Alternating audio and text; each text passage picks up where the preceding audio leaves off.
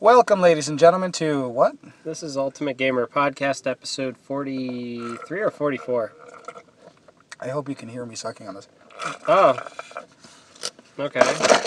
Right now we're located at Asbury Park. We're looking out over the ocean if it wasn't for, buildings and shit. We're right outside the Silver Ball Museum because it's too damn loud. Yes, and unfortunately now our viewers know exactly what we usually do on the weekends. So, for any of you stalkers out there that want to make a John suit, yeah, he's the guy with the Prius. Oh, yeah, let's actually discuss that a little bit. Tell the story about last weekend, and then we'll go on to the show. In the ancient past. Well, last week, I had to replace a part on my transmission because the connector broke clean off. So I spent $300 buying a new part to put on there, and the car started working fine. So his definition of fine. So during the snowstorm, Andy and I decided to go to Silver Ball Museum because we are just that stupid. So the fact was, I wasn't really concerned whether or not the car could make it through a storm at all. I mean, I've driven that thing in snowstorms before, absolutely no problem. Mm-hmm. What we didn't account for is the fact that the transmission decided to shit can while we were on the highway doing 70 miles per hour. Now, to be fair, there was no way any of us could have known this could have happened. Exactly. Up until that point, the worst that the car ever did was when you just started driving it when it was 30 degrees out, the car wouldn't really go into gear. It wasn't slipping at all. Once it was in gear, it stayed in gear unless it tried to shift to another gear. Translate that to normal people, it just worked. Oh, for the most part. I had the car, I bought it in February 2013. I was told that the transmission was only 2 years old and that it still had a lot of life in it. And the car worked really well. I really enjoyed that car. And I've said this to many, many people, my only complaint with that car was its gas mileage. I would throw $50. I think the most I ever put into that car was about $51. That was during the summer when gas prices were pretty high. And it would last maybe a week or two at best. And that was with very little driving on that car.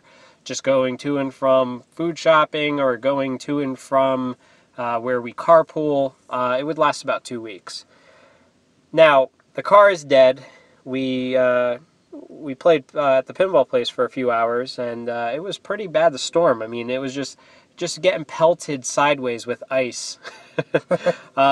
So we decided to call up a local AMCO and see if they can just diagnose the car so that way we can tell if the car will make it home or not. I mean, at that point, we weren't really faithful in it. So we take it to we call the guy. Guy calls us back, and he just kept going on and on and on. And Andy, what would you say to that? This guy was like a broken record. He was just trying to sell the service. But what happened was that the situation kind of made it so he could literally put whatever price on it, and we had to say yes. We were stuck in the middle of Asbury Park when it was snowing ice and sleet sideways, and literally just riding in this car felt dangerous, but it really wasn't. I mean, that's the thing.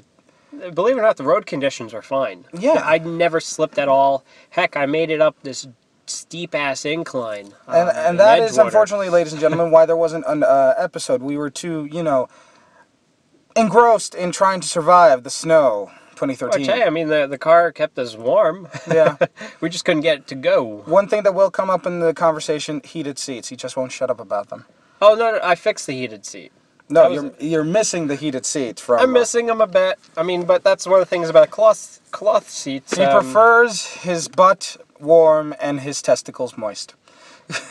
Enough said. But, right, when the guy's talking, all I see is Andy just rolling his eyes. I could not. Oh, my God. And then he was just like... Hang up, leave it there, let's see what they do. And well, that's where it gets better. We drive it over. Luckily, the car sort of makes it, because every time we hit a stoplight... True story. This guy came down here in the full fucking, blizzard with nothing but sweatpants and a sweater. Yeah. And then he wants to walk the half mile between. Let's just say we took a taxi, because holy crap. Well, it wasn't that cold. It was just more that the freezing rain was hitting us on the side. Sideways. Sideways. Yeah, that was the problem. Now, it gets better. So we drive it to the Amco place. They're not going to be able to check it for another 2 days. So we basically had to fling the keys into their shop and trust them And with now it. we were stuck in Asbury Park with no way out. Well, at least. Yeah, almost well, no it way gets out. better. So we go across the street to a 7-Eleven, and we ask the hey, we're new here. Can we get a taxi? First of Question. which, first guy didn't even speak English. Well, that was the guy who worked there. So then some random guy who was shopped in there is like, I know a guy.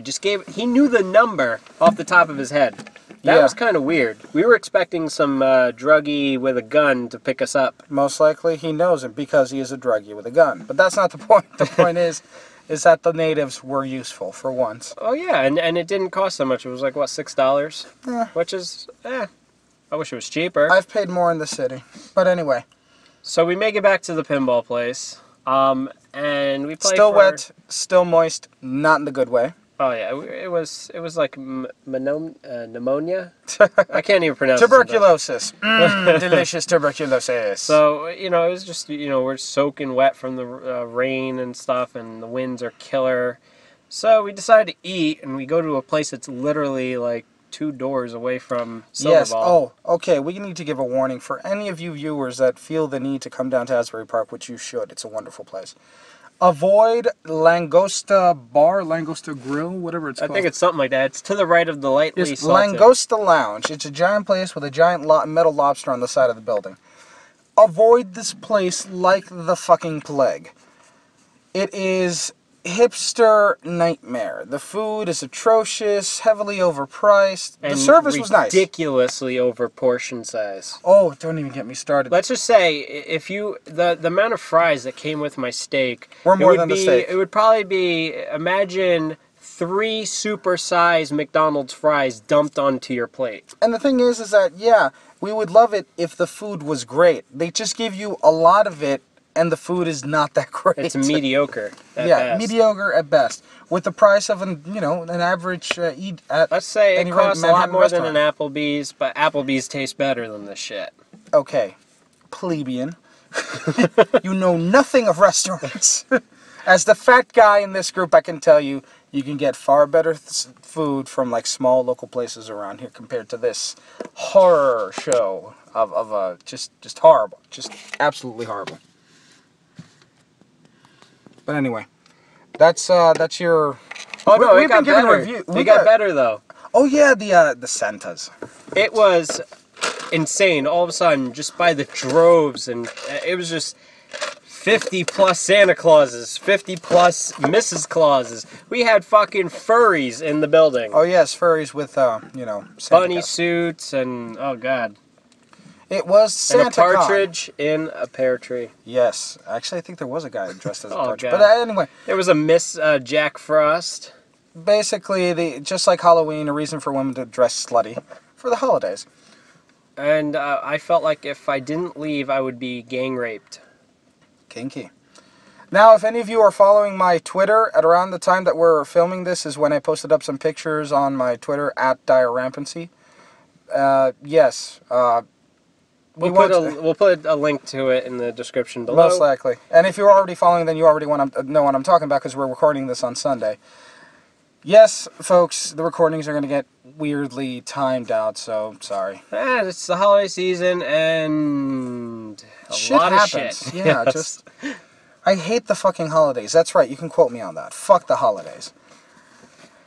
So, a lot of interesting things have been happening to YouTube lately. Yeah. There's been a lot of uproar, and did you hear what happened with, what was it, the folks behind StarCraft, that they got one of their own videos taken down from using their own music Yep. by them. Yep. And that's not the only time it's happened. That's actually happening more and more. Yep. And that's the problem. It's just that Google's content ID system is heavily flawed, and it's only now that it's finally getting the press that it deserves. It deserves every bit of hate that it gets because it is a fucked up system that only encourages Google to hire less and less people to monitor copyright claims and to, actually give a fair system. The problem is content ID is your judge, jury, and your executioner all in one, and it doesn't give a fuck. And the worst part is that it's completely automated, so what you're having is the machines are taking over. And the machines can't differentiate the difference Because the between fair machines use don't and not. know. It doesn't. It's not programmed with logic to say, okay, there's a clip and there's talking on top of it. It must be considered fair use. It doesn't go that way. And the problem is you have a bunch of assholes that run the system. So basically, when you get content ID'd, it alerts the copyright holder that it flagged your video. You are alerted, and you get to dispute it. So let's say you dispute it. If the other guy decides to be a dickhead, he can actually reinstate the claim just because he wants to. He doesn't have to have any legal grounds. He doesn't have to follow anything, and the copyright holder is not penalized for X amount of false claims. And that's where the problem is that 3 strikes, you're out as a content creator, but as a copyright holder, you're allowed to just falsely flag as many friggin' people as you want with no consequences. And I think that's something that needs to change. If Warner Brothers wants to be a dick and wants to flag a video review of a movie that came out, and they flagged X amount, and they're all disputed, and they all are ruling in favor of the review creators, I think Warner Brothers should be banned from being allowed to file a copyright claim on YouTube.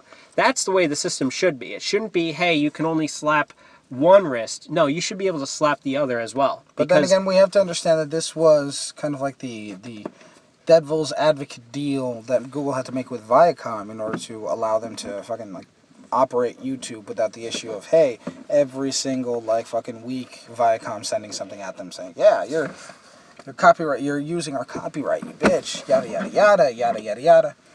And I mean, look, I can understand in the early days of YouTube it was heavily abused, that people were uploading movies, and that's why they originally had the 10-minute limit. Do, and that's something. You still see them. You'll see them in parts. But the problem is that unfortunately the line where it comes to what is considered legal and what's not is becoming blurred and blurred more and more. And I think it's going to take a lawsuit for this shit to get cleared up. And there was a story that one of these guys, he has like 130,000 subscribers. He actually said, look, Sega, take me to court. I don't care what it will take. I will gladly give up all my money so that way we can finally settle this once and for all. Is a Let's Play covered under fair use? Oh, man. And I think, you know what, I think he has the balls. I don't think it's going to happen. Sega's not going to bother with it. But no one's actually going to put the money down to it because it's going to be too stupid and too funny. I would gladly It won't pass the laugh test for it to get to court. No, but I would actually donate. Like, if that was the case, if it turned out that someone was guaranteed to go to court, I would gladly donate a few bucks to the cause, so that way for us gamers everywhere can finally have a yes or no answer. Is a Let's Play covered under fair use? Because if it is, that means Nintendo, Sega, Sony, Microsoft, Nintendo most of all. Nintendo's been a real dick about it. Yeah, they are the scariest ones when it comes to protecting their licenses. And you're not protecting your licenses. Because, look, the point is, and this is a point that other people have made, is that watching gameplay footage with someone talking on top, of course, only makes you either want the game or don't want the game.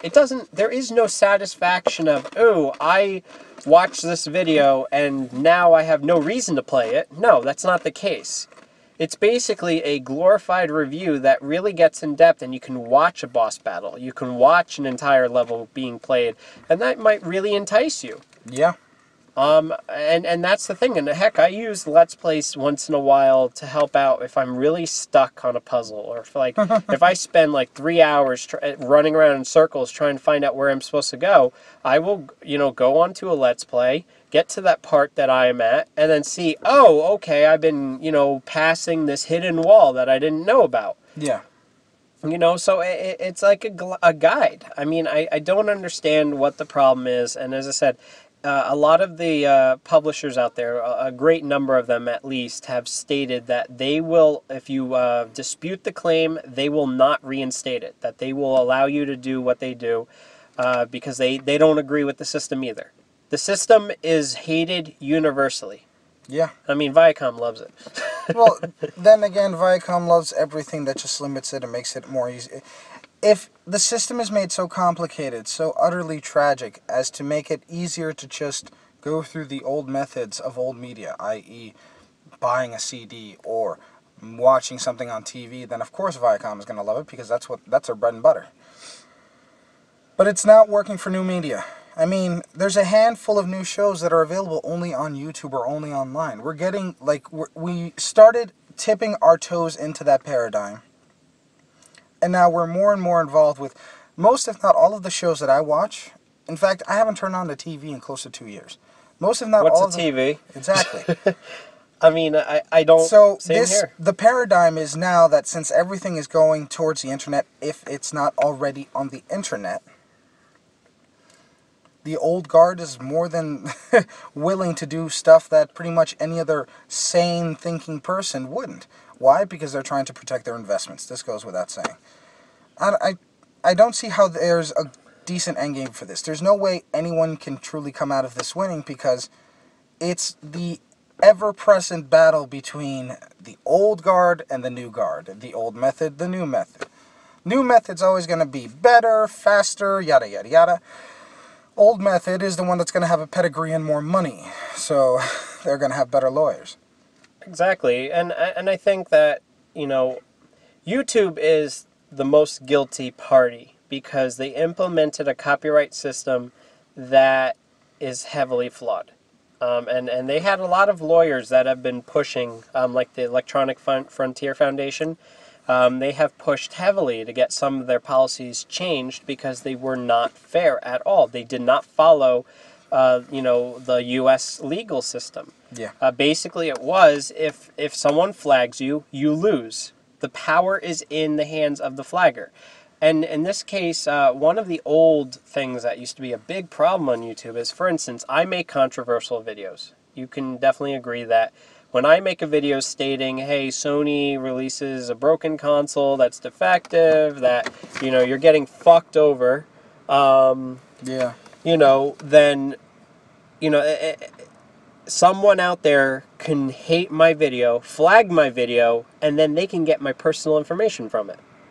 Because the way the copyright thing is, I would be better off just letting the copyright flag remain instated, because if I fight it, they give the person who flagged my video my personal address, my personal phone number, my personal name, and everything. There's there's a plethora of problems behind that it would take too long of an episode to go into each one, but let's just say it's crossing the line a lot of personal rights protections, and you kind of have to start thinking, like, where exactly does the law step into this, because this is getting kind of criminal not activity. only that, though, where it gets even more criminal is the fact that there are people that are claiming copyright through Content ID that they don't have the rights to that content. That's the other one. I have been hit with one of them, and it was on episode 22, the one where I have Iwata with all the question marks all over it. The intro music was from a advertisement that Nintendo made. It was basically a video game montage showing you all the upcoming games that are coming out. So it was just the audio. I just put the audio. The commercial is not copyrighted. It's a fucking commercial. It's a fucking advertisement. It's a free advertisement for anybody. And what happened was, at 8 seconds in, even though I started the ad, like the audio at the very beginning, so there were no gaps, it decided that at the 8-second mark is where their copyrighted music or whatever it was. And the problem is, it's not owned by anybody, and the Content ID match is mistaken. What Content ID should really do is it should say, okay, here's the material that we think you stole, or that we think that you're infringing on a copyright. It should let you listen to that said content, so you can do it with your ear and say, well, that's weird, that doesn't sound the same. Well, then again, from the devil's advocate side, something like that would make the process extremely operatic, and would just make it easy for people because who they are have all actually these doing wacky titles. So, for instance, I have this like long ass title that's all like a serial number, and they're supposed to say that I infringed on this weird serial number naming scheme for a file. And to me, There's no proof. How the fuck am I supposed to know what it is? And then on top it says ad rev for a third party. Okay, so who is this third party? Who is the one that owns this weird ass naming scheme of a file? Here, with all of this going on, we're only looking at from the main perspective of producer or producers at or prosumers, because we're producers and consumers of media, so we're kind of like not so much. We're in the middle. We're prosumers. That's a good name. There you go. We are from the point of view of the prosumers of YouTube. What we're not viewing is what happens to the people that are just watching shit, and then when they get their like episodes in each week, they disappear. They're not there. Not because the prosumers aren't providing them. It's just that the copyright infringe laws of this specific group or that specific group aren't allowing it. At what point do the viewers start saying, hey, I don't like what they're doing. Maybe I shouldn't buy from them? Isn't that kind of like negative? It is negative press. I mean, I can understand there's going to be always the people like negative press is press nonetheless. I mean, look at us. Still. We uploaded an episode. It had a clip of Sony taking apart their own console, and the owners of Wired Magazine reinstated that copyright. But when I disputed it again, basically it said, hey, look, they have to sue you in court for us to remove this video again. And of course they're not going to sue me because they had no ground to stand on. I could just walk in there, say, Your Honor, I'm going to represent myself. I'll say, this is stupid. Yeah, they can hire lawyers. The defense rests. We're like, it looks like we're critiquing what we're watching, isn't it? You know? And that's what I'm trying to say is that the problem is, again, content ID is a big problem. And what I don't understand is you're going to hear all these big-ass name people bitching and complaining. It's like, dude, we've been telling you that this has been affecting the low-grade producer on YouTube before, way before it affected you. So the people that do YouTube videos as a profession for a living, which get a better job, by the way, because you can't rely on, an employer that you don't even directly talk to. Wow. They just you don't have guaranteed income. Because there are other prosumers that just do Let's Play. Let's say, look at Markiplier or Ego Raptor or Game Grumps. They basically just play video games. Yeah, but if YouTube decides to fuck them out of money, they can do it. That's what I'm trying to say is that I would love to have a contract with YouTube. If I was to just do it as a profession, I want a contract that will, be on terms for everybody. But, I'm way far away from that. I only have 7,000 subscribers. Yeah. But, the thing is that it does affect my show. I hate it because I put a lot of effort into the show. So does Andy. So does any other guest that comes on. We dedicate our time. We're not getting really paid much for it. As I said, I get like cents on the dollar, and it's not a lot. It's like... it's like an hour's worth of real work is what I'm getting in a month. What he's trying to get to is, plain and simple, we don't do this for money. We do this for shits and giggles. For the most part. You guys eat this shit up. Hey, then we'll provide for you. I will have to say, thank God, I like over the course of 2 years, I made enough to pay off one fucking microphone, but it's that kind of thing where it came out of my pocket. And this is us. How is it affecting other people that are actually going towards this seriously? The people that spend $3,000 on a video camera, the people that, buy stuff just to review it. And it's unfair to them, and that's what we're getting to. And the thing is that you've already seen the damage.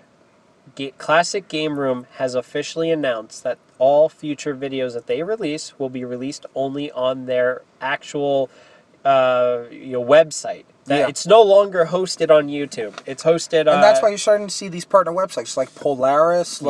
They're just starting to put their own videos up there.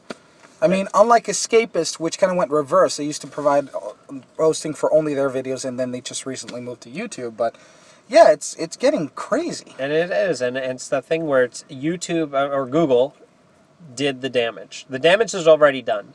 I think that we are at that breaking point, and everyone always says, oh, YouTube, no one's going to replace them, no one's going to replace them. Look, it's not going to happen overnight. People are already pissed off that the user interface has been changed far too many fucking times, and for the worse, not for the better. I mean, there are things I can't, to this day, since they changed the fucking comment system, I have no way of knowing when someone comments on my videos. I don't get personal messages anymore. And I don't have any of this. I can't communicate with my community. And as you've noticed with the few videos that have come out, I haven't been able to put anything on there simply because of the fact I can't fucking follow it.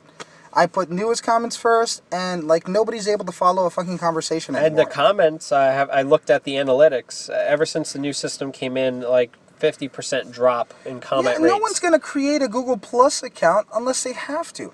And no one's going to do it now on YouTube because now you actually have to show who the hell you are. And let's face it, the most deballed audience in the world are YouTube commenters. Take that as whatever you like, viewers. But you're not going to put yourself out there if it's going to leave you in a position where you can't like write anything you want and have the repercussions follow you. So what the hell? Exactly. And the thing is that that's the one thing I enjoyed the most from YouTube was the interaction with comments. I enjoyed replying, or if I made a video that people didn't agree with, they would explain to me why. I mean, yeah, you got the occasional asshole, but that's just life. We love the assholes. We love, and as I said, my motto was always, whatever anyone puts on my videos stays. I do not delete messages. I don't do any of that shit, because if you want to make a fool of yourself, go right ahead. Exactly. You're not doing anything to me. So I believe in freedom of speech. But no, Google changed it. So now half my videos have pictures of penises made in ASCII keys. Which actually kind of impressive, by the way. Golf clap. Oh yeah, I had the one with the swastika and Hitler. They have another one with, there's so many of them. And I mean, the thing is that nothing goes better with Hitler than penis. And comments, I loved it when it had a limitation, because now it's like people are writing books. They literally, one person copy and pasted the entire script to Star Wars in a comment. Holy shoot, my stuff fell out of the car. That's not good. No, it is not. Ew. So it's yes, ladies and gentlemen, we are recording this from his new Prius, which he hasn't really named yet, so leave it in the comments. I never named my other car. I don't name cars. That's a bitch thing. You're driving a Prius. You have no longer the capability of calling anyone a bitch. Should I hit the horn? Go ahead. It don't work when the car not on. Okay. I like the car. I just, I gotta replace that damn horn. It's for my manlyhood. He's getting at one of those Mexican horns. So, that's partially also why I don't upload much on YouTube, because, again, I don't get the gratification of reading replies. I don't get to see the engagement. So and let's face it, we're all about instant gratification. A view number is just a faceless number to me. What mattered more to me were the comments. When the comments were going crazy on a video, I knew that it was popular. Yeah. There were no comments and just views. Okay, it was passive. I don't want it to be passive. TV is passive.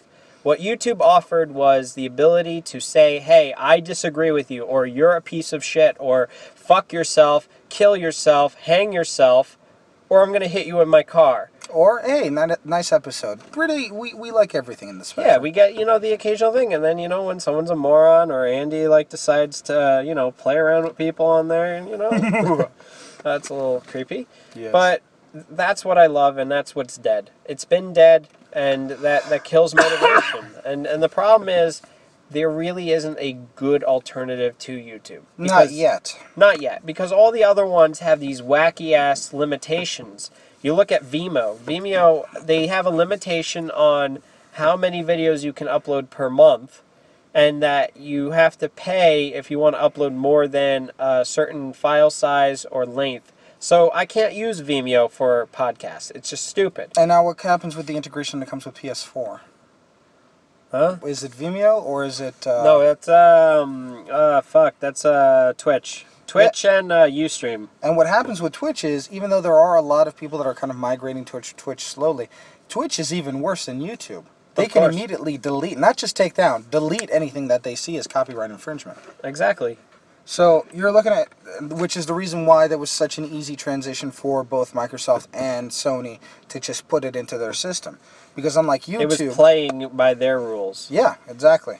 So, ladies and gentlemen, again, this is copyright the future infringement. And this is the last statement. We'll move on to some gaming topics. But copyright infringement is happening more on the publisher side than the actual consumer side. As much as a publisher wants to bitch, moan, and complain about copyrights and stuff, they are themselves their biggest enemy. The fact that they abuse the copyright system so that way they can get it their way whenever they fucking want, they are the ones that should be paying the consequences, not us. And you know the only thing that would possibly stop them from it? What? Change in the ideals of the consumer themselves. I You know know, what? It's yeah. up to you guys, the viewers, the people who actually buy video games, buy videos, buy music. If you purchase media, if you want to make your voice heard, just don't. Exactly. If you disagree with the copyright, just don't. Fucking pirate everything. Make them lose as much money. If they start to notice that, hey, we're fucking losing more money now than we were before when we weren't giving a shit about protecting copyright, now that we are, maybe they don't like us for it. Who knows? But yeah. I definitely think that we are in desperate need of copyright reform because it is just... Not even reform. It needs to be There's a certain level or deleted type of and comedy. rebuilt from scratch. There's a certain level of copyright that should just be banned. And I don't mean saying like all copyright should be banned. No, no, no. When it comes to a certain size of whatever producer or prosumer is creating this content, then yes, there needs to be like a protection for them because, well, they're not Viacom. But when it comes to entities like Viacom, they don't fucking need it. Yeah, they really don't. I mean, this is just greed talking. This isn't even protection or... I mean, the biggest example is look at Mickey Mouse. Mickey Mouse was supposed to be in public domain 20 years ago. Yeah. And the problem is because the point of copyright was that it was originally to protect somebody for, it basically gives you a right of monopoly for your intellectual idea for a set amount of years. After that, it's supposed to be considered public domain. And that's why you have Huckleberry Finn and all these books that no one owns the copyright because no one is legally allowed to own the copyright. Yep. So if I want to create a version of it, I can fucking do it and it's not considered copyright infringement. Which also, trivia is the main reason why you always saw those types of stories on Star Trek. No copyright. Exactly. Anyway. Moving on. Moving on to gaming. Last week was the release of Starbound for anyone who was following it. It's now fully available on Steam. Hell of a thing if you're a Terraria fan, or if you're just a random space fan, definitely should check it out. Along with other news on Steam, huge sale this weekend. I didn't know that. Huge fucking sale. Holiday sale, motherfucker. Do you speak it? 50% off, 75% off, 90% off. A whole bunch of games are just trying to get as much money before Christmas as possible. So, if you guys are penny pinchers, like yourself, and you want to get some games on Steam, now is the time to just swim through it. Everything from Starforge, which was originally like, what, $20, $30, now it's like $5. Counter-Strike Collection, $3.49. Wow. I know. It was so good, I had to get it. And I'm not much of a Counter-Strike fan, but even I was like, dude, I will hate myself if I don't get this now. Yeah. Definitely suggest it, because also all of the early access games are kind of like dipping their kind of like tentacly You'd be appendages in surprised, the like a water lot right of now. games like the Tomb Raider collections are like dirt cheap. Yeah. And it makes you hate yourself for paying so much originally. Oh, and then one last thing for the PC gamers. The standalone for DayZ, or DayZ if you're, from Canada. Is it finally out? It's out. It's working. It's in early access. It's still buggy beta, but it's working beautifully. Good, so you don't need Arma anymore. You don't need Arma, and it's fucking scarier. It's scarier now. It's actually... Good. There's a heavier level of, let's say, customization, meaning that you can literally pick up a biker helmet and just paint it. Basically walk around like an alien with an antenna on your head. But yeah, there is heavier level of customization, more realism. They've kind of fixed a lot of the buggy issues with the UI that you had from Arma. It's wonderful. It's great. It's a little bit expensive. I don't think it's going to be in the sale because it just came out. So, I yeah. thought DayZ was supposed to be free as a standalone. No. I mean, come on, Rocket. Rocket's been working on this for like a couple of years now. He's got to make some moolah back because he's now actually, they're expecting a lot out of it. That's why. But yeah, It's definitely an awesome idea. It's very hard to get into because it is very complex. yes, But it's also awesome. You not only need testicles, but you need a frontal lobe, and you need patience. I just never forget. Andy's like, hey, let me give you a tour of all these areas in the helicopter. And all of a sudden he lands a helicopter, and then the helicopter just won't fucking start. it stalls at the ground, and then we had to Basically, make our way I crushed the engine when I landed, and so then we had to call in a rescue team. That took an extra 15 minutes and another helicopter. I died. We like stood our Then we ground got in this attacked. apartment complex, and then oh god, We got attacked by a mob of and zombies. then he's like, run, run, run, and then I get fucking killed. I broke my leg, so I was basically on the ground, and then I got run over. And I'm telling him to fucking run because he doesn't see the mob of zombies. And it's all in the middle of the night, mind you. No flares, no flashlight, just going by shadows and mist. It was like, dude, get the fuck out! Oh, we died like bitches. But anyway, That was my first taste of it. while all this was happening, our rescue team had just rescued the helicopter instead, not us. Oh yeah, at least they had their priorities in order. But it was a really fun experience. I mean, it's something I'll definitely dive into again. When Oh I yeah, have and time. it is going to be a bit more graphically intensive. So people out there, make sure you check your setups before you try to install it, because once again, buggy beta. Should I check my setup? I'm pretty sure my GTX 690. My setup should have been done by this time, but unfortunately I had to spend it on a couple of Nexus 5s. So, Which are awesome phones. I'm licking my phone right now. At least he's not licking my iPhone. Ew. It tastes like fruit. It tastes like failure. Whoa. Failure and... This episode brought to you by iPhone 5S. Failure. Oh god, In a if that was device. true, I'm out of the car. Fuck this. No one would ever pay me for ads. Nope. Would be nice though. I mean, it would help out a bit. Dos Equis, we are totally available.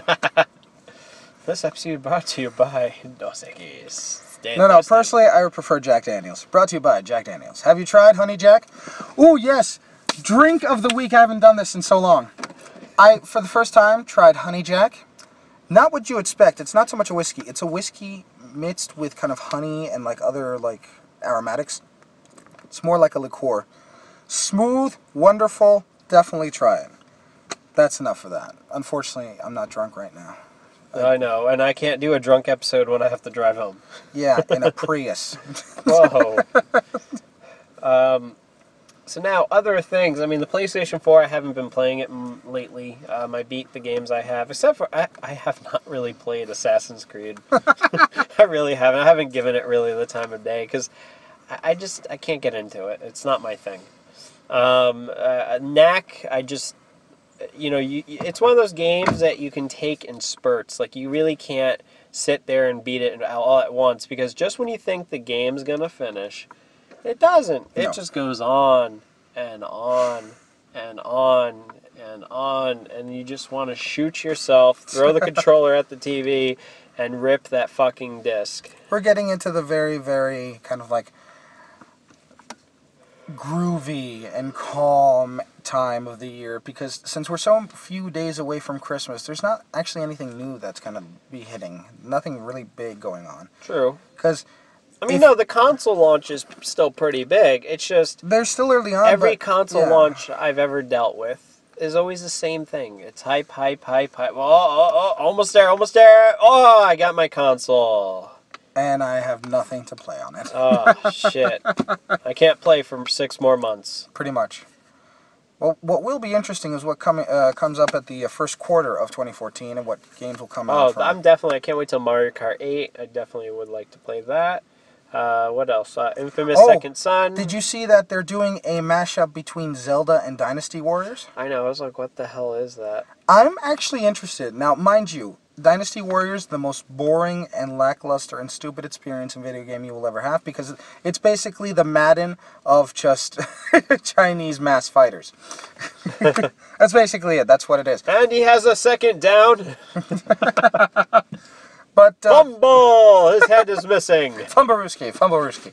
But unfortunately, or fortunately, this is going to be interesting because they're doing it a Zelda theme, and they already said that that is not going to be the Zelda game for the Wii U. There is going to be a Zelda title specifically for the Wii U, but this isn't it. I'm just trying to understand whose bright idea was this matchup, because it It looked is like a bright shit. idea. I'm defending it because I'm actually excited about it. So excited that I'm actually thinking about getting a Wii U for it. No. You heard it here first, folks.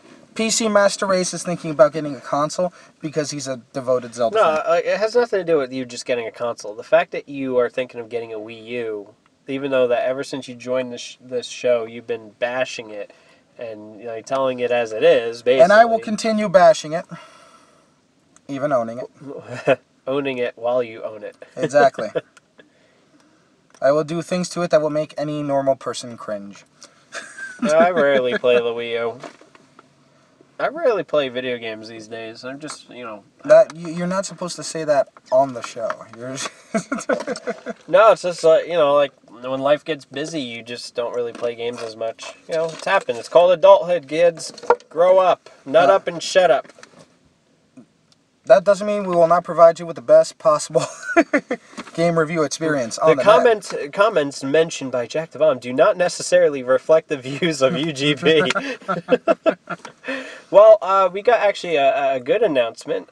Within the next episode or so, we are going to have an old member make a comeback. Yes, we're going to have the consultations of our resident game historian. That's right, folks. You know him. You love him. You possibly find him kind of creepy. Kevin Bright. Or I am 16-bit or 32-bit, whatever he is. I am 16-bit, I think is what he was. So he, he's been doing art college and stuff. New job and then college, so Yep. you can understand. Finally, he's found some time for us for the holiday season. Creepy. Yeah, I'm a little creeped out now. A little more So creeped. cool guy. If you remember him, he knows his shit. If anyone knows about Sonic history, it's this guy. Well, any history. I mean, he knows, you can name a game and he knows the producer. He knows, the director of the game. He's the right amount of geek cred we need in order to get Basically, this. he is what a movie buff is, but to video games, where he will Which we need know more history. of. We need more of. Definitely. I think, you know what, he he's actually thinking of relaunching his YouTube channel as well, which is And good. on top of this, even more good news, we have been in contact with Kira again. Apparently, she's willing to drop the cease and desist letter. I wasn't aware of this. Yeah, no. No, she's also been in college too, and it seems that with the holidays and kind of a break coming up, we may see her in a couple of episodes, possibly, if we're not on the road. But now, understand what we just said. Now you understand why, when we get hit with a Content ID flag, we are so upset. Exactly. It's just the amount of effort it takes to be able to coordinate time schedules with other people. The fact that other people are so busy that I only get an opportunity to talk to them once or twice a year. Yeah. And then for a simple automated system to basically give me the finger and say, all your efforts are for shit. Computer says no. Exactly. This is why I'm annoyed, which we are looking at moving the podcast over to Stitcher. Yes, for those of you who don't know, Stitcher is a mobile app that allows you to organize your content, i.e. for different podcasts, and be able to not only automatically download them the moment that they're out and save them directly to your phone temporarily, but also listen to them if it was a live feed or if it's just the moment it's coming in over the night if you don't want to use up any memory on your phone. Allows you to subscribe to us, and literally you wouldn't have to worry because the moment a new episode comes out, you get a push notification, which I think is pretty fucking awesome. That is awesome. And I've personally been using Stitcher for a couple of years. I had to explain it to Jack. He's more of a hardcore coded kind of user. Me, I'm more of the mobile user simply because my job is just that fucking boring. Oh, me, I always use my own laptop to listen to podcasts, so... And I've been using Stitcher on multiple devices. I actually used it when I had the iPhone 3G. Yes, that's right, folks. A long, long time ago in a galaxy far, far away, I used to use an iPhone 3G. The worst phone experience of my life. Oh, no, I'll tell you, the iPhone 3G was a pile of shit. It was once the 3GS came out, it was like, holy shit, it's blazing fast again. And then the iPhone 4 came out, and that's even faster. Then 4S came out, it's even faster. And, I mean, that's all it is. Faster, so yeah, it was faster, about three generations ago. I've tried it on Android devices. I've tried it on... obviously, OS X devices. I'm pretty sure they have a Windows iOS, Windows Phone 8 version of the app. So definitely, for our viewers, I suggest you try out Stitcher, see if you like it, and we'll eventually bring you news the moment we're available on Stitcher. Is it free? It is free. Huh. It's pretty fucking awesome. And wow, this sounds like a fucking commercial. I am so sorry. Yeah, well, my whole thing was, again, because I get like literally jack shit from the podcasts. To pay a hosting company to host our show, just, you know, Right now, it seems counterproductive. If you viewers help us out by getting more views, maybe we might have private, we could actually do a different level show. yeah, I mean, that's the thing. I mean, if I can, I'm not a big fan of ads, but, you know, again, I'm less of a fan of paying out of my pocket to host the show. As I said, all I want is just it to be a neutral. And not just for our show. Stitcher provides services for reviewing almost every podcast on the planet. I listen to mostly stuff from Science News and Discovery Channel, along with some stuff from, if any of you know Kevin Smith, he has a bunch of podcasts on there as well. Wow. So, yeah, we'll hopefully move the show over there, make it a little bit better. And hopefully we'll get more news to you over the holidays, because right now it is literally dead. DED. And I am actually going to make an announcement here. Uh-oh. I am thinking of starting my YouTube channel for serious. Really? Only because I have 2 or 3 videos already planned. One would be a full in-depth review of the Google Chrome system, of the Chromecast system, which a lot of people seem to just not understand what it is. Second will be a review of a new product that you guys will probably see on store shelves sometime early next year called the Doorbot. And third, the Nexus 5 review that I've been asked to by a couple of friends at work. That's a good idea. I'll definitely put a link to your channel in the So you'll probably video. hear about this first in the next few episodes. Maybe down the line I might actually, put some work into it. And sorry folks, you're not going to see my face. It's all going to be very, very fancy, but no face. He's a hand model. Oh yes. Look at these sexy beasts. You know which one I masturbate with? Both. Well, I think that's it for today. Yeah, I mean, there's not that much news. I mean, yeah, the and we PS4, want to go back to playing some pinballs. So, well, definitely, if you're in the area, follow our Twitter. We will announce when we are going to Silver Ball Museum. We'll announce the day before we go. Yes, you know what? I'm going to try to get Jack to get back onto his Twitter, which has probably been hacked again. But either way, he will start posting on the Twitter when we go. And if not, I too will post on my Twitter at Dire Rampancy. If not, just check the friends of Jack at JackTheBomb, and you'll find me. Definitely, and the price is very reasonable for the place. It's $20 for the day. You stay there all day long. We tend to leave for the hour drive around 10 o'clock, so we tend to get here before lunch. So literally during the weekend, if you have time in the middle of the day, morning, or whatever, stop by. You will enjoy yourself. If not, we will forcibly enjoy yourself. Well, not only that, you could definitely play competition games. So if you want to verse us, if you want to get schooled, definitely. I've noticed though. I mean, this is what, the 3rd time you and I have been here. I've been to this place 8 times now, and I have to say, every time I go, I get just that much better at playing pinball. That much more fun. It is, and it's really nice to be a little bit competitive because, you will be good at one machine and you will suck at another. Yeah. And the other thing is that the area is surrounded by many other places. There's a couple of good bars, there's a couple of good diners, there's even a mall that we haven't actually checked out, which I'm interested in finding out. It's just a nice place to spend the weekend. And if you want to bug us with questions or just find out how much of losers we really are in real life, then yeah, come check us out. You will finally know what Andy looks like. Yes, and then I will have to stab you. No one left alive knows what I look like. If by stabbing, if anyone ever saw Robot Chicken, the episode where they had the scarecrow from, what's it called? Oh my god, not Dora the Explorer. Wizard of Oz. I'm thinking Dora the Explorer because of Dorothy, but no. From Wizard of Oz when he was in the in the prison when they did the joke about Oz as in the prison show instead of Wizard of Oz, and he stabbed the scarecrow and he's there trying to pick up the straw. Yeah, we're demented. So join us next time when we... Oh no, wait, that's another show's exit. What's our exit? You said platypus. Damn, we need to come up with a better exit. Platypus, everybody. Take care.